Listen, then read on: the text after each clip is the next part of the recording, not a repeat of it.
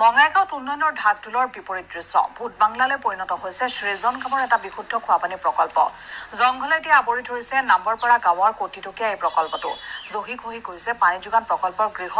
আৰু ঠিকাদাৰৰ বিৰুদ্ধে নিৰ্মাণ কাৰ্যটো অনিয়ম সংঘটিত কৰাৰ অভিযোগ উঠিছে আধাতে কাম সামৰি অন্তৰ্ধান হৈছে ঠিকাদাৰ পানী যোগান প্ৰকল্পটোৰ দুৱাৰত ওলমি আছে এটা তলা ক্ষুণ্ণ হৈ পৰিছে অঞ্চলটোৰ সচেতন ৰাইজ প্ৰকল্পটো পুনৰুজ্জীৱিত কৰাৰ বাবে আহ্বান জনাইছে ৰাজ্য চৰকাৰলৈ স্থানীয় লোকে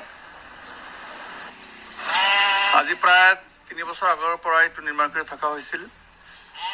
আৰু আমি দেখিবলৈ পাইছো নিৰ্মাণ কৰি থকা অৱস্থাত বিভিন্ন দিশত কামখিনি নিম্ন মানদণ্ডৰ হৈছিল আৰু আমি জনামতে বিভাগৰ ঠিকাদাৰে ইয়াত দুৰ্নীতি কৰিছিল আমিও কেতিয়াবা কৈছিলো কিন্তু দেখা গৈছে যে বিভাগীয় কৰ্তৃপক্ষৰ ফালৰ পৰা ইয়াত কোনো কাণ সাৰ দিয়া নাই কোনোদিন বিভাগীয় কৰ্তৃপক্ষৰ কোনো কৰ্মচাৰী বা বিষয়া ইয়ালৈ অহা মই দেখা নাই মোৰ ওচৰতে ঘৰ আৰু এইখন আঁচনিৰ যি এটা কমিটি আছে কমিটিৰ উপসভাপতি মই হওঁ আমাৰ লগত কোনোদিন যোগাযোগ কৰা নাই এতিয়া দেখা গৈছে আজি 1 বছৰমান আগৰ পৰা ইয়াত কোনো ঠিকাদাৰ কৰ্মচাৰী বা বিষয়া ইয়াত নাহে এতিয়া এইখন ভূত বাংলাত পৰিণত হৈছে চাৰিওপিনে জংঘল আৱৰি ধৰিছে